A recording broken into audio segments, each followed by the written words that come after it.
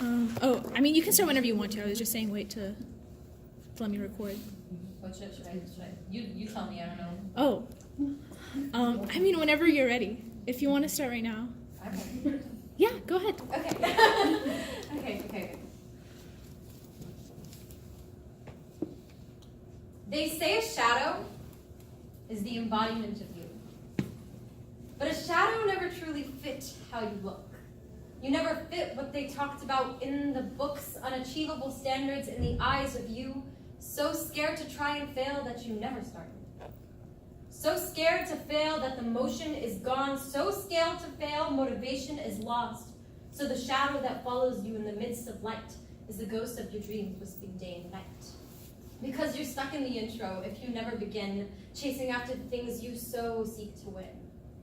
And you've seen the finish line in your mind with seconds to spare, but you stop before you're even nearly halfway there, because that's the monster that emotions are when you can't take a leap, because if you get too far and put in the work that you think you can do, what if life has a plan and fights back at you? So stopping before the start line is what you do, letting fear be the death of you. FDR said there's nothing to fear but fear itself, and you know you've got a problem, need to ask for help, but what if you ask and he doesn't return? You're afraid for the doubt that you know you'll learn. So you're stuck in the intro, a wet, soggy first page, and the time is ticking before the editor makes wage, too scared of the idea that you can't keep pace, that you cease to begin this not-so-ordinary race. And you may think you're 1,500 meters into your mile, but the 1,500 may be a mere trial to the indefinite laps you'll make around this track, circling, keeping good pace, and then once more, falling back. And you said you'd stayed up with varsity, but you find yourself heaving to stay with JV. I'll race harder, faster, longer, tomorrow, next week, next month, next year, when I have more time, when I finish college, once I'm married with a job and kids, once I'm older, and just a little bit bolder. And hopefully the ways I act and my attitudes will be no colder. Better start climbing the mountain now if all I've reached is a boulder. And who knows how long I've got until I lose my left shoulder and fall from the skies that I thought I'd won, because maybe the journey ends at 1,501, stealing me away from the next morning's sun. But life is more than just seeing the sun. It's knowing the finish line and remembering to run. But jogging isn't all you need to stay in line. It's the push like you're at the end that makes you shine. And don't you ever take for granted a moment you've been given. Count your blessings now to know you've risen closer to the sky where happiness has no cost, because you won't start living until you forget what you've lost. Don't fall into the illusions this life provides when you sin and it feels like paradise, when you forget the reason why you supplicate and why what's happened is more than mere fate. And as you sit alone, you're mesmerized, hypnotized, verge of rage with tears in your eyes, lost by the things keeping you in this life, wondering how there's a God when you can be pained this way, when he's only trying to lead you back to him when you're led astray. So you put your head to the ground, no need for a sound, for he knows who you are, keeps close when you're far, and the pain melts as the tears drops from the eyes, realizing the blessings you've been giving in this life, the reason behind your struggle, the reason for your tire, knowing at the bottom you could only go up higher. So obsessed with the creations you've been, you forget to remember the garter of your sin, closer to you than your left shin. I sit alone among the fresh breeze, and I remember with difficulty comes ease. And I understand the inevitabilities, uncertainties, and like the samurai, I remember my mortality. But also the love and grace that showers me, thanks to he who's guided us all, knowing there's something better at the final call. So remember when you're gone, only 3 things remain. Wake up now and ask only in Allah's eyes for fame before the lights go down and the grave takes claim. And it's someone else reciting a Fatiha in your name. So that's a spoken word that I wrote a couple of years back, and it's called The Race Against Time. And the reason that I brought this up today is because time is the biggest antagonist to us having room in our lives for God. Time is a luxury these days. In the grand scheme of things, we do not feel the days pass. In the days that we have, we do not feel the minutes pass. We look back and we don't know what we did during our days. With crazy Georgia Tech schedules and all the things we're trying to do and all these dreams that we're trying to achieve, It gets to a point that everything is passing us and we don't feel it at all. This comes in perfectly with leaving room for God. So I've found in my crazy busy life at Georgia Tech, Assalamu alaikum, as many of y'all feel, leaving room for him comes a lot with the stress of the things that are coming in our lives. It comes a lot with your 3-hour lab was during the time that you were supposed to be praying Rasid. It comes a lot with, my friends were only hanging out at this time and I've been studying so hard this week, I really just needed a break for myself. And the reason that I chose this topic today was not because I have any sort of expertise on it at all. Actually, I chose it for the exact opposite reason. This is something I struggle with more than anything in the world. I get really caught up in my head and caught up in my own schedule and forget to remember the reason why I'm here. And in this race against time, where time is this grand scheme and that's what I'm fighting against and I don't know when I have another minute, that's my biggest antagonist. So, to combat this, I came up with a 5-pronged way of thinking to leave room for God. And it's a really cheesy acronym, but I feel like any of y'all who know me are not surprised at all. And we're not going to go in the proper order, because that's just the nature of how this worked out, but I'll start with what I just mentioned. Time. So take a quick second and think about what you did today. Right as you woke up, when you left to go towards class, what you did after class, what you were doing during class. Take a moment and think about every single thing that you did during your day. Like I mentioned, a lot of time that we spend during our day flies by us without us realizing it. And nothing can truly be done until we realize the nature of that. And the nature of how time works in general, and that it's temporary, right? So something that I do to kind of combat this is remembering, like I mentioned in my talk, as the samurai, I remember my mortality. And it sounds really morbid to just sit there and remember your mortality, right? But at the same time, like, people ask me, why, Dania, why are you so optimistic about something? Why are you so able to take this on? Why are you so happy all the time? Things of that sort. And I tell them, I told them in the least morbid way, like, I think about my mortality pretty often, right? I remember that everything that's happening in this life is temporary. Any trials that afflict me are temporary. Anything that I'm going through is temporary.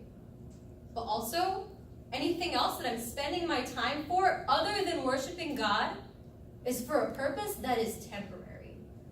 So, what is the reason that we're all here? What is the reason? I'll answer myself. So, at the end of the day, we're here to worship Allah, right? And so, all these other things that we're doing, going to school, it's important. Studying, it's important. And you don't just forget about those things in your life, obviously. Making a living, it's important. God asked us to provide for our families. God asked us to educate ourselves. God asked us to do this and this, but he didn't ask us to do so while forgetting him. And so being conscientious of that and making your intentions so that everything else that you're doing throughout your day aligns with that still main purpose of I am here for the purpose of serving God. I'm studying for this test because it's going to help me get into a profession that's helping other people, and in that way, I am serving God. I'm studying for this test because I want to have a good job to provide for my family, and in that way, I am serving God. I'm educating myself because God asked us to educate ourselves. So if you go into everything that you're doing with that mentality, you're not wasting time away from spending time on your dunya by studying. This is an important thing to do. You need to take care of your affairs here as well. But realigning your intentions so that everything that you go into goes with that purpose is a really, really wonderful way to spend your time. And it makes, all of a sudden, makes studying for 5 hours, instead of just being studying for 5 hours, it's blessings that are coming upon you. You go into it saying Bismillah, you go into it with the right intentions, and all of a sudden, what could have otherwise been only spent for the dunya is also for the akhirah. So kind of on the other side of that, when we get caught I think it's Keep motion. going. Should I just keep going? Wait, try to walk in the center. Yeah, Oh. there we go. Fine. Okay, I'll like casually walk back and forth. I usually walk it back and forth when I'm talking anyways, so it's fine. Okay, so kind of on that same regard, it feels impossible to take time away from our busy schedules for God, right? Because like obviously realigning your intentions is a good way to start. But other than that, like you need to be prioritizing time for God, right? And so that's one of those things that starts to kind of be put in the back burner when you have a deadline coming up, you have an application coming up, you're really stressed out for this one test, right? So something kind of important to do with that, if you're struggling in a class, what is like the logical thing to do? Ask for help, right? Who do you typically go to? Like, so if you asked your friends, it didn't work out that well, who do you go to next? To your professor. Why? They're in charge. They're in charge, right? At the end of the day, they're the ones that are in charge of your outcome, right? So who's the best person to ask when you're going through any sort of test here on Earth? The person who's ultimately in charge of your outcome. So I think that that's always like a fun little thing to think about. I never really think about it in the TA professor light all that often. And then on top of that, so we've kind of talked about within still this aspect of time, we've talked about intentionalizing your time. We've talked about asking for help with your time. Oh, you're stressed out with this, and you're stressed out with this. How does it make sense to be spending that time asking for help? Oh, I don't have time to ask for help. Yes, you do. You're asking the person who's in charge of your outcome. Kind of makes sense. On top of that, I feel like a lot of times when we're scheduling out our days, we just, especially if this is something that we struggle with. So like I mentioned, I'm bringing this topic up because it's something that I've dealt with for quite a long time now.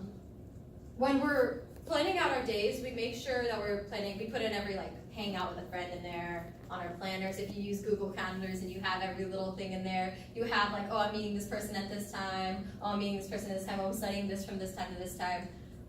But if this is something that you struggle with and planning is something that you do often, another good idea is to actually plan time and like put reminders in your planners for time that you want to spend with God, right? So if there's no shame in putting down an engagement that you have with anybody else, how is there a shame in like purposely reminding yourself? Because not all of us are at that level where it's the first thing that comes to our mind. And like I feel like the first thing that you can do to get over that is to realize that, hey, this isn't something that comes into my mind naturally all the time, but it's something that I do want to remind myself to do. It's something that I do want to intentionalize.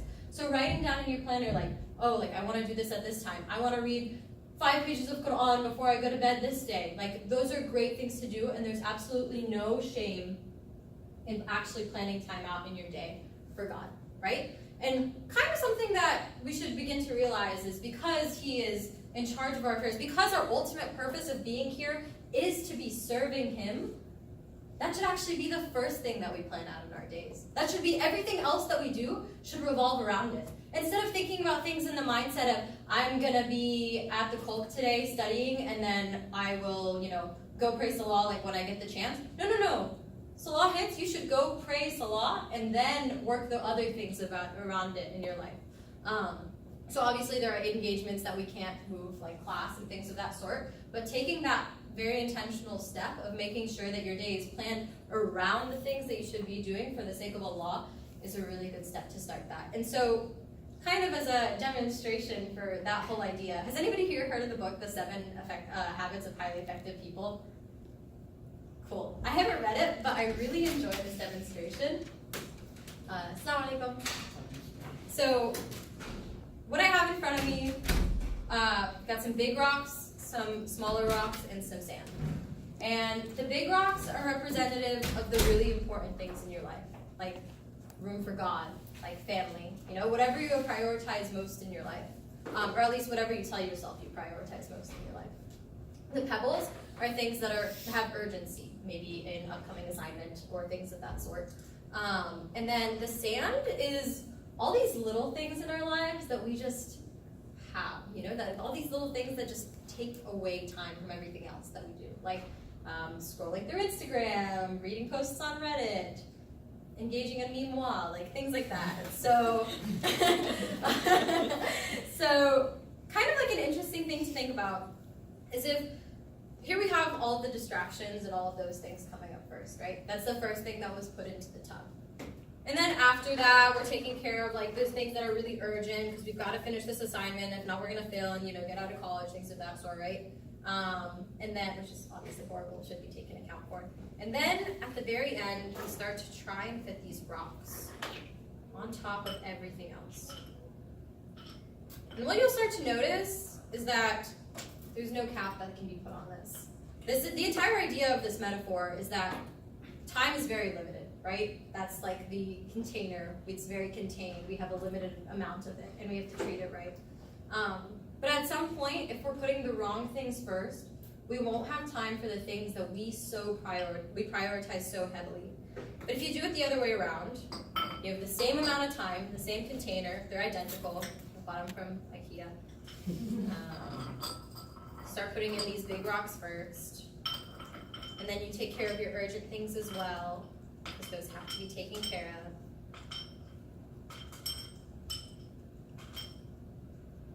And then you start to spill in the extra things if you have time for them.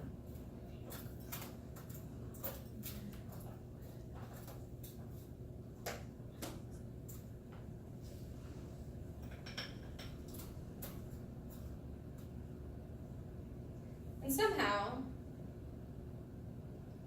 that's like stuck at the bottom. I'm not trying to like dupe y'all or anything like that. But somehow, same amount of time, same commitments, same exact things, but when you put the important ones first, you somehow have time to fit it all, right? And I think that's a really important reminder to have as you're going through this with your relationship with Allah. Like, especially because of his divine nature, whatever you do, if you're putting him first, the other things in your life will fall in line. And that's a really good reminder. So, the second letter, engage.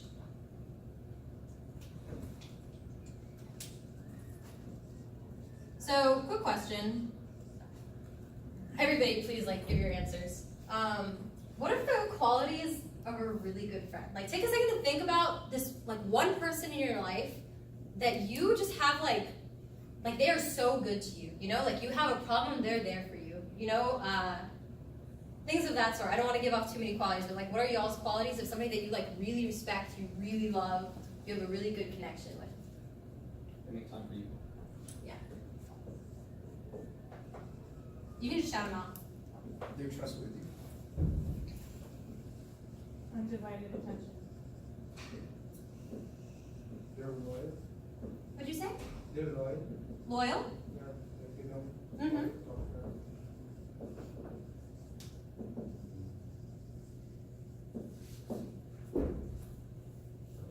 Caring.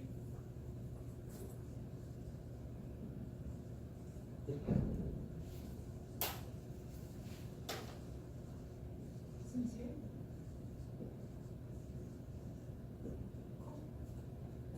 Awesome. Are you raising it? Oh, you're just playing with your hands. Cool. So imagine this person in your life that makes time for you, they're very trustworthy, they're dependable, they give you their untitled attention, they're loyal, they're caring, they're sincere. They're that person that you can go to, right? How do you treat them? Somebody that just really gives it to you, this is your friend, this is somebody that you when you're around them, you feel so loved. You feel it, How do you treat them? Same way. Same way back. Do you ever forget engagements with them? Would you, if this person's always on time for your engagements, this person gives you so much love, do you forget when you've made plans with them? No, not usually. Do you push them aside? You're hanging out with some other friends you just kind of met or something like that. And this person who's been there for you your entire life, you're hanging out with all of them and then the new friends come along, they want to do something else. Do you push the really good friend aside for the friends that you just kind of met? Not usually. And do you treat them with a respect that's worthy of the love that they give you?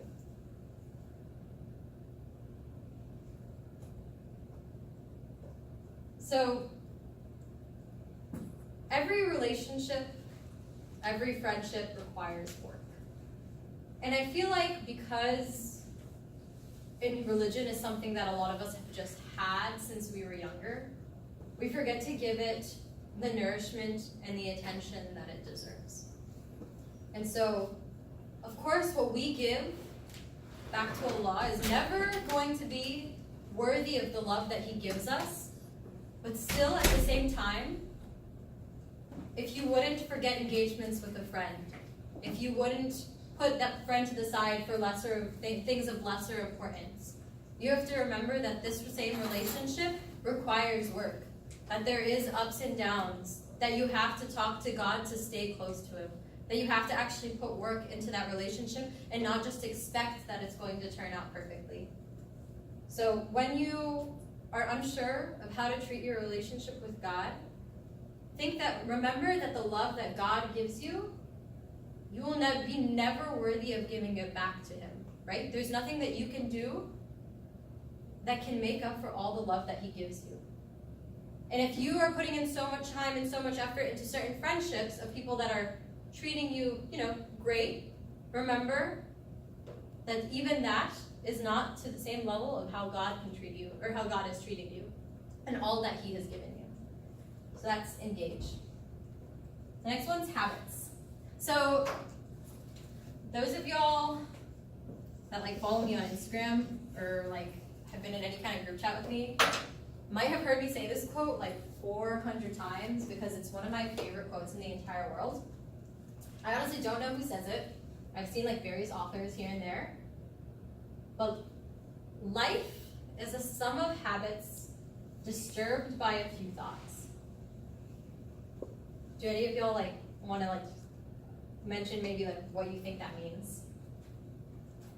And you can also disagree with it too. Can you repeat it? Life is a sum of habits disturbed by a few thoughts.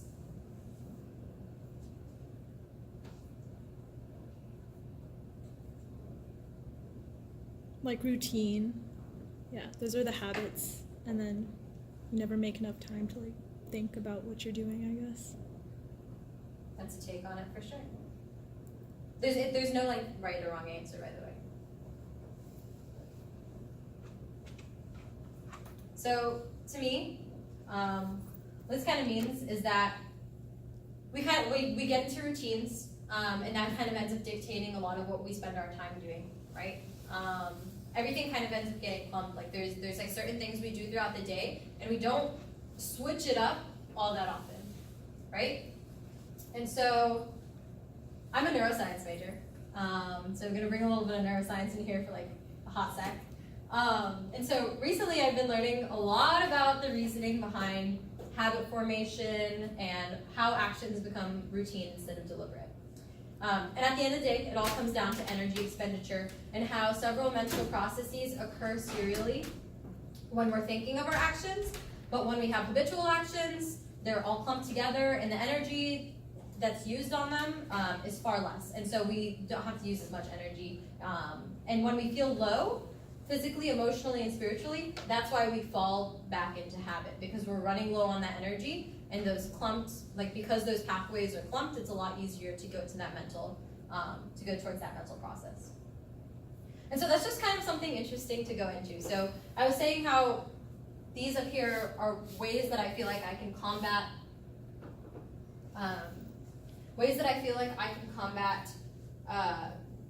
or I can make room in my life for God. And so kind of something that I have been aiming to do is making my conversations with God, leaving room for God a habit. So when you're feeling particularly energetic, when you're having a particularly good day, putting in that extra effort to make deliberative actions towards fostering that relationship with God, reading more Quran on those days that you have more energy, doing extra prayers on those days that you have more energy, will leave it so that when you have a lower feeling of energy, when you're low spiritually, when you're low physically, when you're low mentally, you'll habitually go back to those things. But also, kind of on the other end of things, giving things meaning is giving it purpose. And when we do things habitually for so long, we forget the purpose that was set for them, right? And so we think that we can play science a lot, right? We think that we can like, as for like having energy, so I was mentioning having habits are habitual actions are based on energy expenditure, right? And so we already said making this a habit in your life when you do have that energy will make it easier so that when you don't have energy, it'll come normally. But even despite the kind of energy that you have, giving things that meaning is giving it purpose. So falling into a routine and just praying because it's something that you've done throughout the day, just like because you know you have to without like giving it the time and energy that it deserves, will not mean as much. It will not give you the same status, like it will not count for as many good blessings, and then as well, it won't make you feel the connection that you need to be feeling, right? So kind of like taking this on another end, like from habit, I mentioned, like I said, it's all energy expenditure. So doing things to make it possible for you to be able to give it the energy it needs, getting sleep, drinking water, taking time to taking time to consider what you're doing, setting time aside for exercise, making time to revive your energy. Those are all, in ways, a form of worship, because taking care of your body and taking care of your health, in turn, helps you worship in a more effective manner. Cool. And so that brings me into the next one, reflect. Constantly going back and thinking about what you did during that day, thinking more about where your intentions lie, is a really good thing to do. So something that I do pretty often and is like working on my self-awareness, and asking myself the questions that I think that I would be afraid to hear the answer to, right? So the questions like this are, why am I doing this thing? Like if I'm in a situation, why am I doing this? What have I spent my time doing today? This one's always a really scary one for me because I think back and I'm like, oh shoot, like I wasted a lot of time today. Just asking yourself those questions and writing things down, like checking back in with yourself. So a lot of times, like I said, we'll go by, the days will pass us, we won't really be thinking about what we're doing. Setting aside time to journal, setting aside time to talk to somebody that helps you in your faith, setting aside time to like be with your own thoughts is a really, really good way to remember to leave room for God. If you're spending your time overstimulating yourself, you'll never have the time to reflect upon what you've been doing. And if you're not reflecting upon what you've been doing, you're not going to get better at the thing that you want to be getting better at. Which brings me to the very last one, adhere.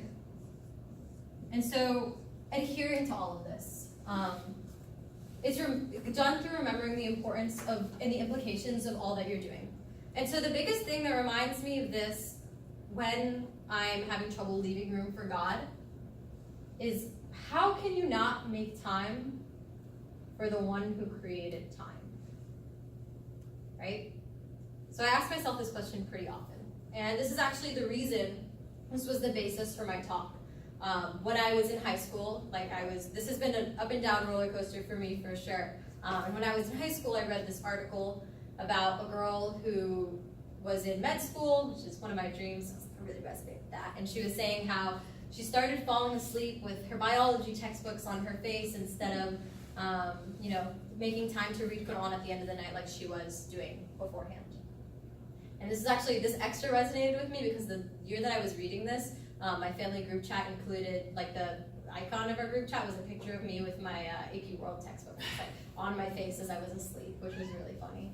But anyways, so it really resonated with me that her solution to this was consciously remembering and asking herself, kind of like going, so all these kind of work together, so like reflecting and adhering by remembering the importance. So asking herself, how can I not take away time for the one who created time? How am I not taking away time from I'm so worried about this test, I'm so worried about my affairs, but I'm not talking to the one who is in control of my affairs, right? And so kind of putting things in perspective is really helpful here. When I'm studying for a test for a long day, like I'll feel like I can't take even 5 minutes away to give like a fully you know what I'm saying? Like giving it all I take 5 minutes, but I might not be as focused as I should be, you know? And I might not set aside time to read Quran, and I might not set aside time to do these things that I should be doing for Allah. But at the end of the day, what would benefit me more? Is 5 minutes of studying or 5 minutes of actual intentional prayer?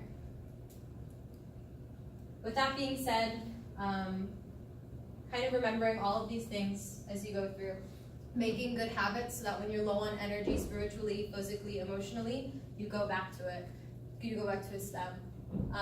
Engaging, treating this relationship as a relationship that you remember needs work. Adhering to all of the principles, consciously remembering that you are taking time away from He who controls your affairs. And you are taking time away from He who is the purpose of you being here, right? Reevaluating your intentions for all the things that you're spending your time for and setting time aside so that when you have these big things in your life, they still fit within this limited constraint that you have. And reflecting, continuously going back over and over and over to make sure that you are following the things that you want to be following. That you are adhering to the guidelines that you set for yourself. That you're asking yourself the hard questions, right? And acting, of course, with heart. Thank you.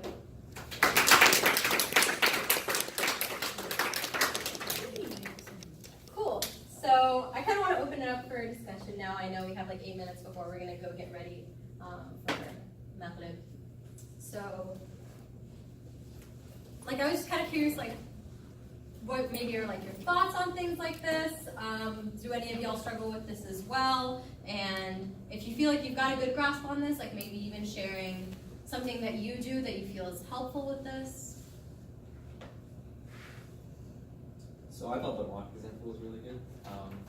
Like, I honestly thought that, like, I didn't expect it all to actually look good. Like, it looks like a lot. Right? Isn't it kind of magical? I was a big fan of seeing that. Like, I was looking at videos on like time management months ago, because time management is really one of my weak suits. I don't know if that's something people say, but weak suit is not a strong suit. Anyways, but I thought that was really cool. It's really fascinating how it all still fits in the same time constraint. And like something that I've actually like tried to do is, have y'all ever heard of those like phone apps that like they'll like be like, oh, you spent like 10 minutes on Instagram or something like that, or you spent like, you know, an hour on Instagram, and it'll tell you. Oh, that reminds me of a point actually that I wanted to make. I'll make it in just a second.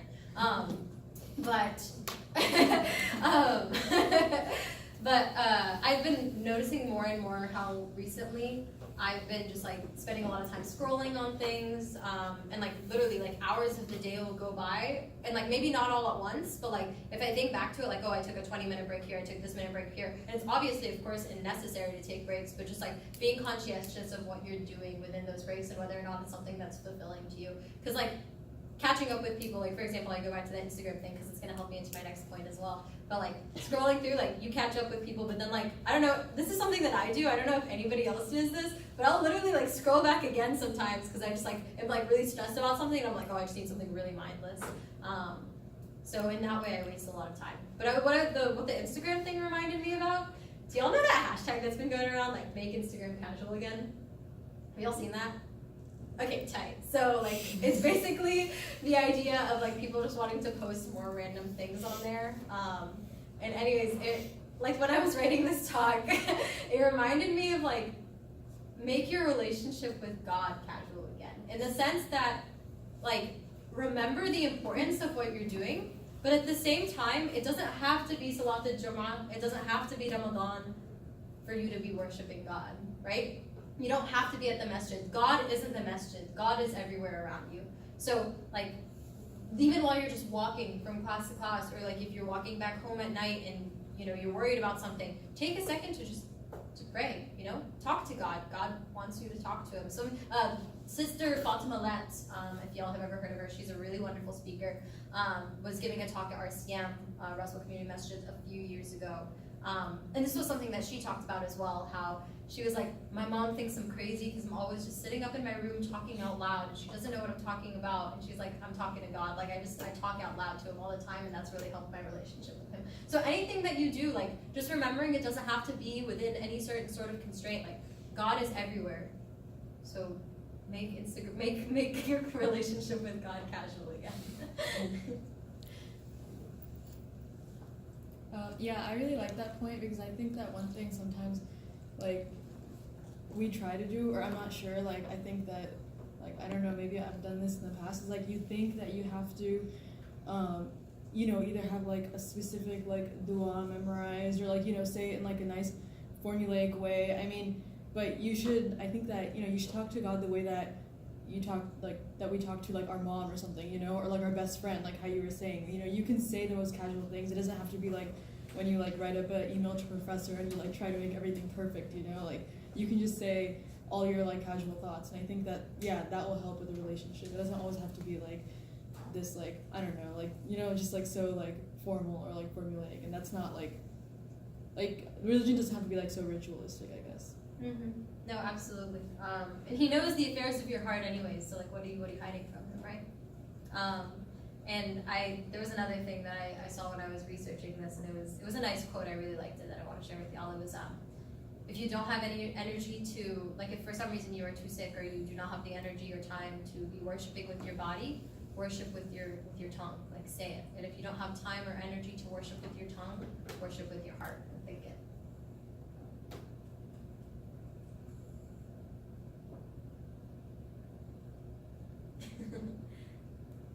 What? Okay. Sorry. I was gonna say that I liked what you said about like the habit and the energy expenditure. Because I remember one of the things that I talked about in the past or that I learned was that you know, like for example, certain things are a necessity. For example, like praying, right? And that's like something that, and sometimes it's true. Like we are really like spiritually low, and like we think like, well. And when we're at those low moments, like, you know, we think, like, what's the point of, you know, doing the prayer because it's not even going to be, like, my genuine, like, 100% kind of feel. And so then I think, like, well, what's the point of even doing it? But I think that the fact is that, yeah, if we, in our, like, high moments, like how you were saying, like, if we do have that as, like, a regular thing, that even when we are low and, yeah, maybe not as, like, spiritually energetic, we'll still make that, like, a point to do it. Because I think in those points, like, obviously, like, that's something that we have to do. I mean, it's like oxygen, like we need it for our survival. So it's better to do it as a habit when it comes to that, you know, rather than leaving it out. So. Absolutely. But it's like mostly for me, it's difficult to make a habit because so normally we just pray when we need Him, right? So we were in our low moments. When we're in our high moments, so we say everything's good, you know, we don't need to pray, we take our time. It's very difficult to make that habit like consistently, at least for me. No, absolutely. Yeah. I agree. Do any of y'all have any like tips or tricks about like how you've like been able to be more conscious of your time? I have like a phone app that calls me out when I haven't like read put on in a few days. It'll be like, hey, like you haven't even clicked on this to like read. So like you should read, or like on Juma, like remind me to read the like Surah Al-Kahf, and like even if I'm on like on the blue route, literally those 5 minutes, I can read the first 10 ayahs on my way to Juma, like no problem. So like we're on our phones a lot, so like I know it's not as good as the like physical put it on, but like because you don't